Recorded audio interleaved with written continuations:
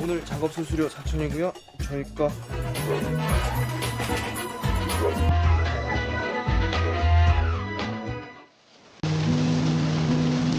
Uang gak akan berarti kalau kamu hanya ingin menumpuknya. Bahkan uang berlimpah juga gak akan bisa membuatmu merasa bahagia kalau kamu hanya menyimpannya sendirian. Sejatinya harta dan kekayaan hanyalah alat, bukan tujuan. Karena kekayaan tidak hanya terletak pada hasil, tapi juga tentang pengalaman dan pembelajaran. Jadi tetap semangat buat kamu yang lagi berjuang. Selamat nonton dan selamat beristirahat.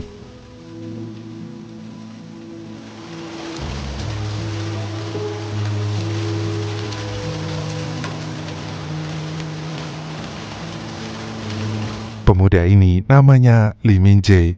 Dia adalah mahasiswa jurusan ilmu komputer yang bisa dibilang dia cukup jenius. Saat ini ia tinggal bersama temannya yang pandai banget ngelukis, yaitu Hyuk-jin. Waktu kecil sebenarnya Min-jae dan keluarganya itu hidup berkecukupan. Namun saat ini Min-jae jatuh sakit. Kedua orang tuanya harus rela banting tulang, bahkan berutang untuk biaya pengobatannya. Jadi sejak saat itu keluarga Min-jae hidup melarat. Meskipun Min-jae sekarang sudah sembuh seperti sedia kala, namun hal ini membuat Min-jae justru merasa bersalah. Ia ingin mengembalikan kondisi perekonomian keluarganya. Ia rela melakukan apapun untuk itu, bahkan sampai mengajukan utang kepada bank. Tapi karena dia masih mahasiswa, tentu saja bank tidak akan memberikan pinjaman begitu mudah. Jadi akhirnya dia pun menghubungi Sugo, sindikat penipu yang memudahkan orang-orang bisa mengajukan pinjaman bank. Sugo ini bekerja secara tim.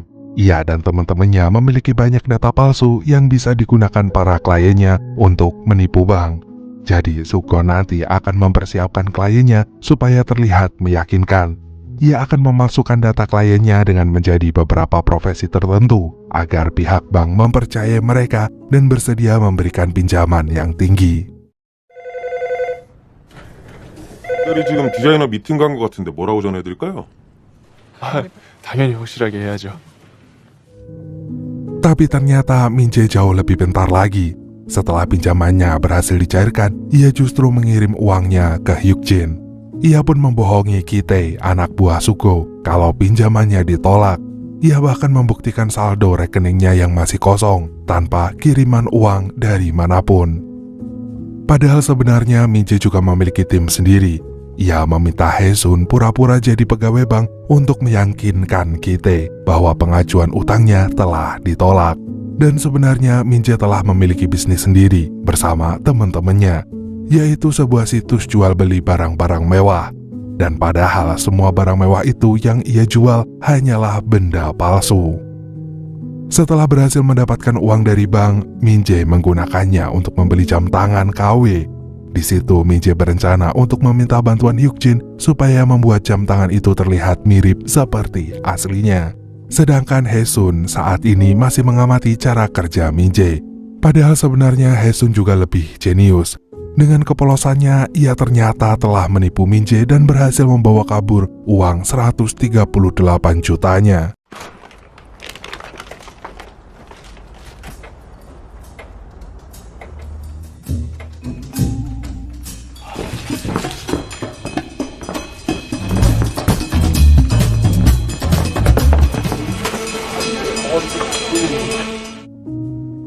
Sementara itu, di lain tempat, Ki-tae melapor kepada Sugo bahwa Min-jae tidak berhasil mendapatkan uangnya. Dan dari situ Sugo menyadari kalau anak buahnya itu telah ditipu oleh seorang bocah ingusan. Hal ini pun membuat partner Sugo yang bernama Jiwon sangat marah. Karakternya yang temperamental membuatnya bisa dengan sangat kejam menyiksa Ki-tae.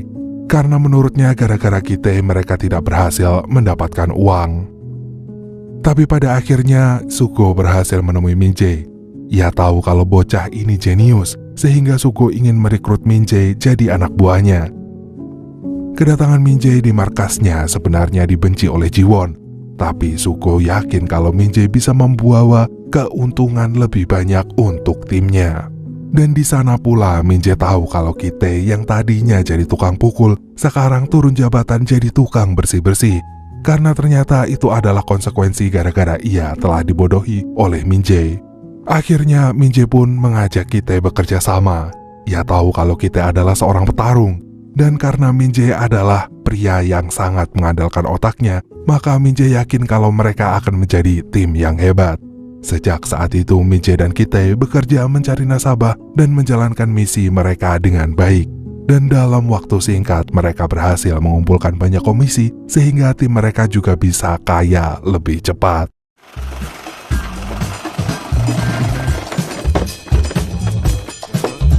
오늘 작업 수수료 4,000이고요. 저희 거. Keberhasilan Min Jae dan Ki-tae ternyata membuat Song, orang kepercayaan Ji-won, menjadi iri. Ia tidak suka melihat Min Jae yang sekarang menjadi anak buah kesayangan bosnya. Lalu hari ini mereka pun mendapatkan klien yang ingin berhutang. Kemudian Ji-won menyuruh Song untuk mendampingi klien tersebut supaya bisa memperoleh uangnya. Sayangnya karena klien itu ceroboh, penyamaran mereka pun hampir terbongkar. Dan karena Song panik, akhirnya penipuan itu pun gagal.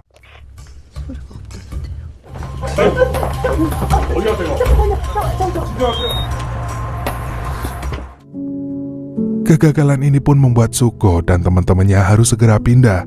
Kalau sudah ketahuan, Suko yakin jika polisi sebentar lagi akan mengejar mereka. Jadi satu-satunya hal yang bisa dilakukan adalah pergi dan menghilang sejauh mungkin. Sebenarnya untuk saat ini, polisi telah menerima laporan penipuan bank. Mereka sudah bisa mengidentifikasi permasalahan bahwa ada banyak orang yang memasukkan pekerjaannya supaya mendapat pinjaman. Dan ada sekelompok orang yang membantu nasabah tersebut mendapatkan uangnya. Sekelompok orang inilah yang akan mempersiapkan kebohongannya supaya profesi nasabah itu tampak meyakinkan. Akan tetapi hanya detektif Chun yang menganggap kasus ini serius. Dua teman lainnya justru tidak merasa kalau kasus ini darurat atau bahaya, sehingga mereka tetap bisa bersantai dan sama sekali gak memikirkan laporan-laporan itu. Malamnya Hyuk-jin memberitahu Min Jae kalau ada polisi yang berkeliaran di sekitar asrama. Ia pun meminta Min Jae untuk berhati-hati karena siapa tahu polisi itu sedang mencarinya. Dan keesokan harinya Min Jae sengaja mendatangi detektif Chun yang sedang memasang poster hotline untuk mendapat petunjuk baru. Namun di sini Min Jae pura-pura menjadi mahasiswa biasa dan gak tahu permasalahan ini. Bahkan dengan wajah polosnya, Min Jae pura-pura baik dengan membantu pekerjaan detektif Chun. Tapi karena kebaikan Min Jae inilah akhirnya detektif Chun ikut tertipu. Ia sama sekali gak tahu kalau sebenarnya orang yang ia cari ada di depannya. Setelah itu detektif Chun pun kembali ke kantornya. Ia ingin membahas kasus ini, namun dua temannya tidak ada yang percaya. Sampai ada seseorang yang melapor kalau ia menjadi salah satu klien Segu dan sekarang sedang diteror untuk membayar utangnya. Maka nggak lama kemudian detektif Chun pun langsung mendatangi markas Suko. Kebetulan saat itu Suko sedang berada di kantornya. Ia pun bertemu dengan detektif Chun. Setelah Chun mengenalkan dirinya sebagai polisi, Suko diam-diam merasa takut. Ia bahkan sempat membohongi detektif Chun supaya polisi itu pergi.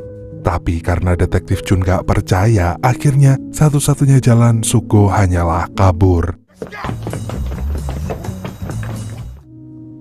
Dan ternyata semua hal ini bermula dari rasa iri Song yang ingin membuat teman-temannya terpecah belah. Tapi untungnya Suko dan teman-temannya berhasil kabur dan menyelamatkan diri. Sayangnya gara-gara hal itu Suko ingin pensiun. Ia pun menyerahkan data-data nasabah yang ia gunakan untuk bisnisnya selama ini kepada Min Jae. Karena ia percaya kalau Min Jae bisa mengelola bisnis ini lebih baik daripada sebelumnya.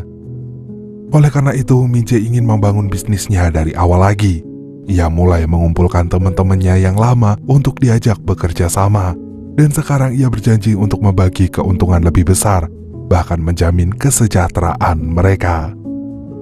Tapi dalam bisnisnya kali ini, Min Jae mengemasnya jadi lebih canggih. Kalau selama ini mereka hanya mengandalkan poster, sekarang Min Jae memanfaatkan iklan internet. Ia pun memberi nama situsnya dengan nama OneLine, yaitu sebuah layanan bisnis yang menawarkan kemudahan berhutang. Min-jae membuat Wan Lain hadir sebagai penolong di antara orang-orang yang sedang terhimpit kondisi ekonomi, tapi tidak bisa memperoleh pinjaman. Oleh karena itu, dengan berbagai kemudahan yang ditawarkan oleh Wan Lain, akhirnya dalam waktu singkat mereka bisa mendapatkan banyak nasabah. Jadi otomatis mereka bisa meraup keuntungan lebih banyak dibanding saat bersama Suko.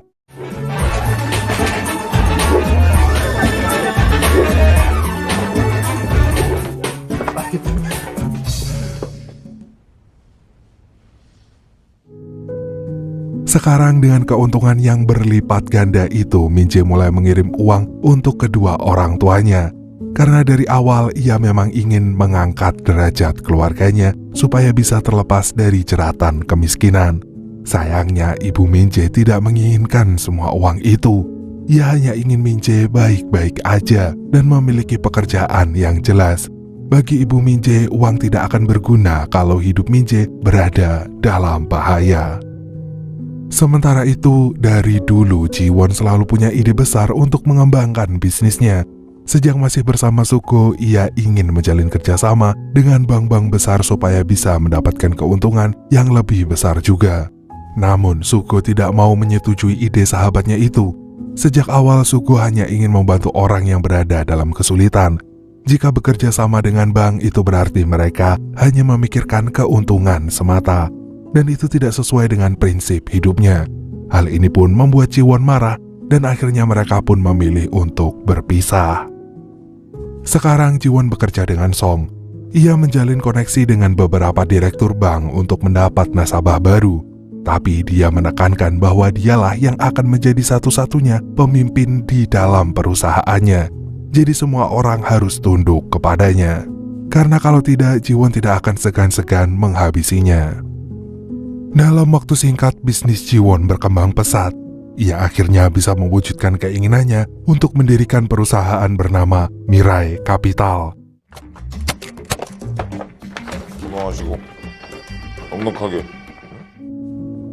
Dan berkat kerjasamanya dengan beberapa bank besar yang ada di Korea, Ji-won berhasil mengumpulkan banyak nasabah. Dan itu berarti ia bisa meraup keuntungan yang jauh lebih banyak. Tapi ternyata kesuksesan Ji-won itu beriringan dengan Wan Lain alias perusahaan milik Min-jae. Hal ini membuat Ji-won merasa tersaingi. Sementara itu permasalahan lain juga muncul di Wan Lain. Setelah merasa sukses besar atas pencapaian saat ini, Min-jae ingin mendapat keuntungan yang jauh lebih banyak lagi. Hae-sun kemudian memberi usul kalau mereka bisa menggunakan asuransi sebagai jaminan utangnya. Hal ini sebenarnya cukup berisiko bagi nasabah, sehingga teman-teman Min-jae yang lain tidak setuju. Tapi karena Min-jae memang berniat menambah pundi-pundi kekayaannya, ia pun memutuskan untuk mengikuti saran Hae-sun. Dan keputusan ini membuat teman-teman Min-jae yang lain merasa kecewa. Keesokan harinya, Ji-won mendatangi kantor Wan Lain dan langsung mengacaukan tempat Min-jae. Ia nggak terima karena merasa kalau Min-jae ingin merebut kesuksesannya. Maka ia pun memperingatkan Min-jae supaya tidak main-main dengan dirinya. Sementara itu, Song yang ikut bersama Ji-won sedang mencuri data nasabah Wan Lain untuk dialihkan ke perusahaannya. Dan di sisi lain, Hae-sun pun yang melihat Min-jae kalah langsung mendekati Ji-won. Ia mengajukan diri menjadi anak buah Ji-won dan bersedia melakukan apa saja supaya direkrut menjadi karyawannya. Karena pada dasarnya Hae-sun hanya ingin berada di pihak yang bisa memberinya keuntungan. Jadi sekarang Min-jae tertinggal sendirian. Oleh karena itu, Min-jae pun menemui Suko, mantan bosnya. Sejak memutuskan pensiun, Suko bersembunyi di apartemennya dan hanya menikmati uangnya yang masih segunung. Dan tujuan Min-jae menemui Suko adalah untuk mengajaknya bekerja sama kembali. Tapi karena Suko tidak ingin terlibat lagi di sana, ia pun mengajak Min-jae untuk bertemu dengan temannya. Gak lama kemudian mereka pun bertemu dengan Direktur Baek, salah satu pemimpin bank yang tidak menjalin kerjasama dengan Ji-won. Direktur Baek telah lama berada di bisnis ini, jadi dia punya daftar perusahaan yang sedang terlilit hutang, dan ia yakin kalau sebentar lagi perusahaan tersebut bangkrut karena nggak sanggup lagi melunasi hutangnya. Dan oleh karena itu, Suko berencana membantu Min-jae untuk melawan Ji-won melalui strategi ini. Keesokan harinya, Suko bertemu dengan Ji-won. Awalnya ia berkata hanya ingin reuni dua teman lama. Tapi setelah itu Sugo memberitahu kalau ada seseorang yang ingin menemuinya, dan itu adalah Direktur Baek. Direktur Baek kemudian memperkenalkan diri dan mengajukan kerjasama dengan Jiwon. Dan tentu saja transaksi yang akan terlibat di sini sejumlah sangat besar, sehingga Jiwon bisa mendapat keuntungan yang besar juga dari sana. Dan oleh karena itu Jiwon pun menyetujui kerjasama ini. Sementara itu Min-jae kembali menemui orang tuanya yang telah pindah ke rumah sebuah bangunan yang lebih kecil. Kepindahan orang tuanya ini membuat Min-jae heran karena Min-jae selalu mengirimkan uang secara rutin untuk orang tuanya. Namun ternyata ibunya Min-jae masih nggak mau menggunakan uang itu karena belum jelas asal-usulnya. Akhirnya sekarang Min-jae pun menceritakan pekerjaannya secara jujur. Pada intinya ia ingin mempermudah orang lain untuk mendapatkan uang karena ia tahu kesulitan orang tuanya dulu. Ia ingin menebus rasa bersalahnya karena telah membuat keluarganya jadi sangat miskin. Dan akhirnya ayah Min-jae berusaha menenangkan anaknya itu. Ia meyakinkan Min-jae bahwa kesembuhan Min-jae saat ini jauh lebih berarti. Setelah bertemu dengan orang tuanya, Min-jae pun memikirkan ulang alasannya melanjutkan bisnis ini. Dengan kepintarannya, Min-jae pun berhasil mencuri data nasabah Mirai Capital dari Song. Kemudian ia berniat untuk menyelidiki para klien itu satu persatu. Keesokan harinya, Min-jae pun memulai penelusurannya, dan ternyata semua nasabah Jiwon mendapat perlakuan yang buruk. Beberapa orang justru sengaja disiksa sampai masuk rumah sakit supaya asuransinya cair dan bisa membayar tagihan hutangnya. Bahkan ada juga yang memilih untuk COD dengan malaikat karena nggak sanggup membayar cicilannya karena bunganya sangatlah tinggi. Hal ini tentu saja bertentangan dengan prinsip Sugo. Jaringan penipuan yang ia dirikan itu seharusnya untuk menolong orang yang gak mampu, bukannya menjerumuskan mereka ke dalam masalah baru. Sementara itu di lain tempat, Min-jae melamporkan kedua pimpinan detektif Chun yang ternyata terlibat kasus suap. Makanya tidak heran kalau selama ini detektif Chun bekerja sendirian. Setelah itu, Min-jae mengakui perbuatannya. Ia pun menceritakan masa lalunya dan kesulitan orang tuanya memperoleh pinjaman dari bank. Oleh karena itu, ia kini melanjutkan bisnis Sugo yang sudah berganti jadi one-line, meskipun termasuk tindakan ilegal. Ia bahkan bersedia ditangkap karena menyadari kalau perbuatannya itu melanggar hukum. Tapi Min-jae kini juga membawa laporannya terkait rahasia Mirai Capital. Jadi ia meminta detektif Chun untuk menangkap Jiwon lebih dulu. Akhirnya detektif Chun pun sekarang berada di pihak Min-jae, dan mereka pun bekerja sama untuk memenjarakan Jiwon. Dan sekarang tidak hanya Min-jae dan Sugo yang bergerak, namun teman-temannya Min-jae juga telah kembali, termasuk Hae-sun yang sudah berpihak pada Min-jae. Dengan adanya Hae-sun di pihaknya, Min-jae dan teman-temannya pun berhasil mengalihkan uang Mirai Capital yang jumlahnya lebih dari 2 juta dolar. 자, 그럼 이제 두 분 수수료 받아가셔야죠.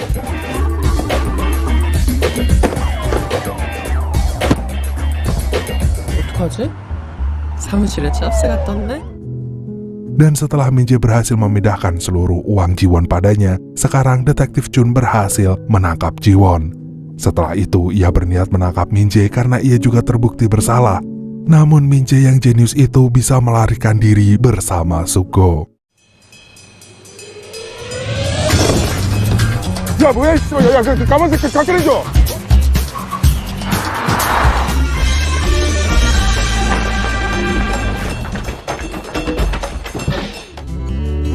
Akhirnya sekarang Min-jae dan teman-temannya berhasil mendapatkan uang Jiwon dan ia kemudian melunasi utang para korban dan membagi-bagikan sisanya kepada yang membutuhkan. Karena awal dari bisnis ini adalah untuk membantu orang lain, bukan membawa mereka ke masalah selanjutnya.